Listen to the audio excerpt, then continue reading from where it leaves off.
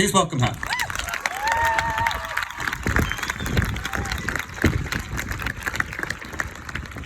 George Floyd's death is a tragedy. 8 minutes of a man crying out for his mum. And this is why we are all here today. Because George Floyd's death stood as a representation of what we don't want to see in society. It was not just that it was a video of a man's death, it was what it symbolised.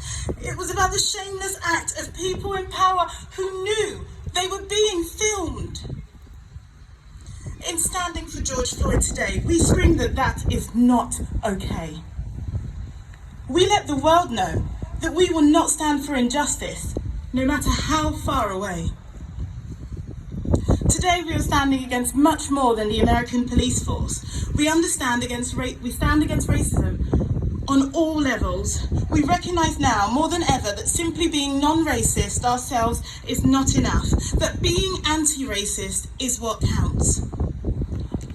I could come at you from many perspectives. I have lived in over 5 countries and I have experienced extreme poverty and homelessness. But I speak to you today as a human being before anything else. That is what I am. But today I come to you at an angle of a mother, a black mother, raising a son. I hope to speak for his future and make it clear that in saying Black Lives Matter, we are not saying all lives don't matter.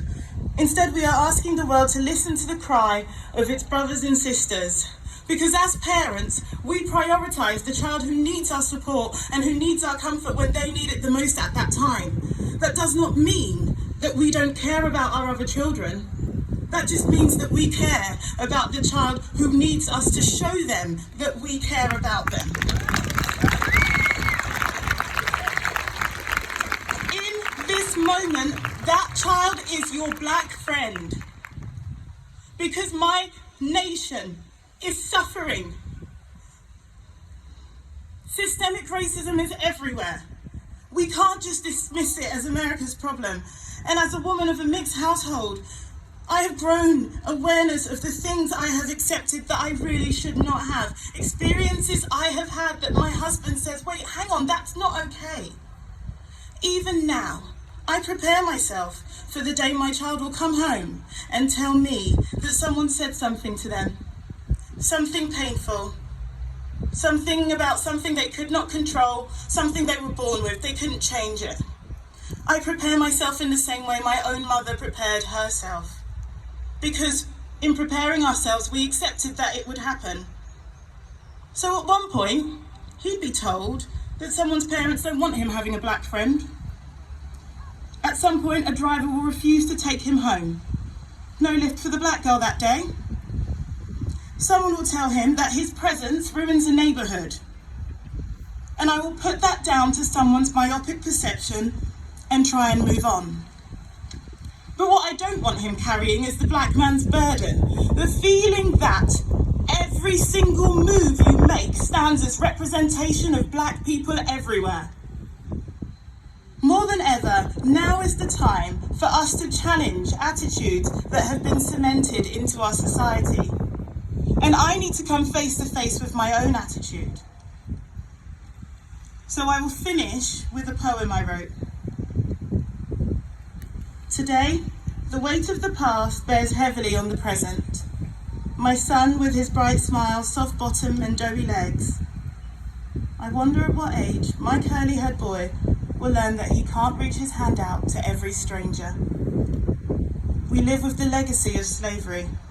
No discomfort with people, discomfort with encounters. Our life experiences tell us that we must caution our sons and daughters. We tell them to reach for the stars, but tell them to be prepared to be smacked down. And while he discovers discrimination, I will teach him to ignore ignorance. But that will never be enough to wash the pain away. Because you see, I'm a black woman raising a son, the son my sister coveted but feared having, because, statistics aren't great for young black boys. So for my son, I stand for a better future. Because we must understand that the lives of black people are slaughtered by much more than the American police force. Thank you.